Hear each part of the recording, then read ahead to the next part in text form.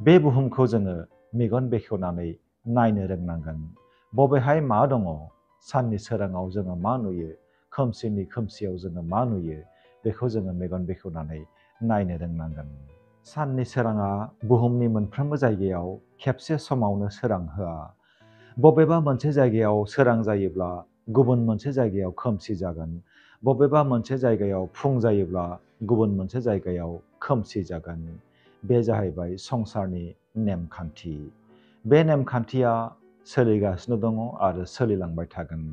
थिग बेबादिनो जोंनि जिउआव माब्लाबा रंजानाय, माब्लाबा दुखु, माब्लाबा गाबनाय, माब्लाबा मिनिनाय, माब्लाबा देरहासारनाय, माब्लाबा जेननाय, माब्लाबा बाख्नायजानाय, माब्लाबा सोंखारि जानाय, बेबादि थासारिया जोंनि जिउआवबो फैखागोन।